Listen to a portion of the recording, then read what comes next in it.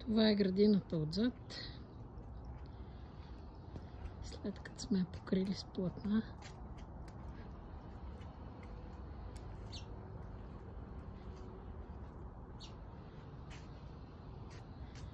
Тук и лимончетата.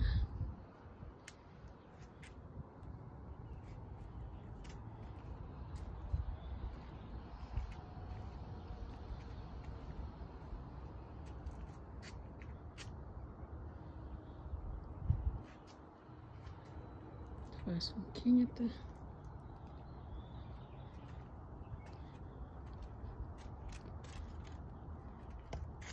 Черешка с 3 вида череши. Едните са вързали, другите още не са се развили.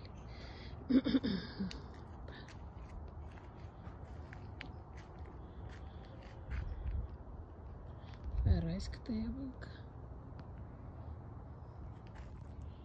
Моркови, марули. Любимия лук, артишока, сливата, която вързавам,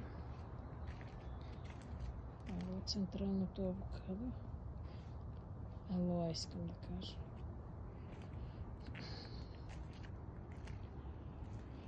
Това е опакования портокал, лимончето. Штуравия навън, киселица, един червен бокчой, който съм го оставила за себе, а птичките идват и умукълват семенцата. Трябва да го сложа в мрежа на еко.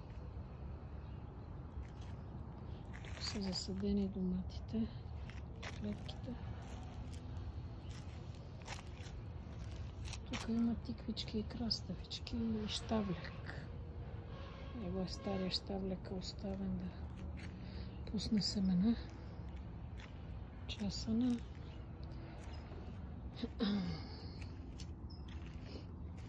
Смокина. Видите минушките, миличките. Те са побъркани. Цъфтена.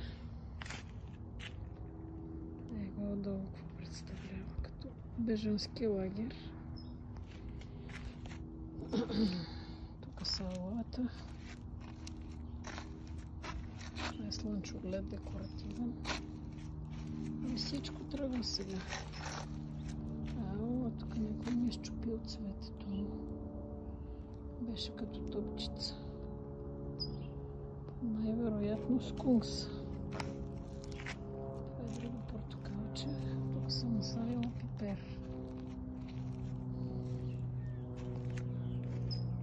Това коктейл грейпфрута.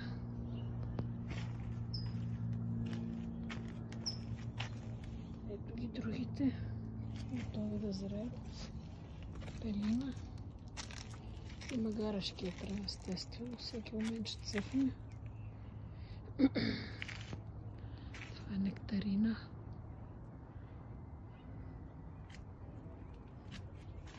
А тия вилички са да не влизат котките вътре да ровят.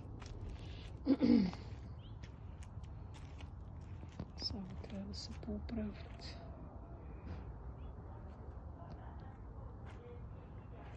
Ами това е.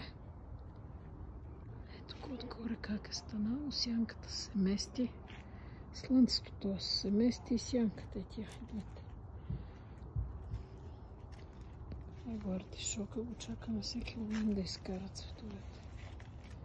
Ето го, главите. Его е, готов е. Сега ще тръгна като луд. Тук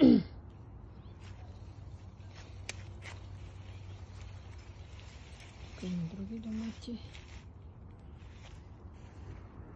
Индрише. Валенсия, портокал.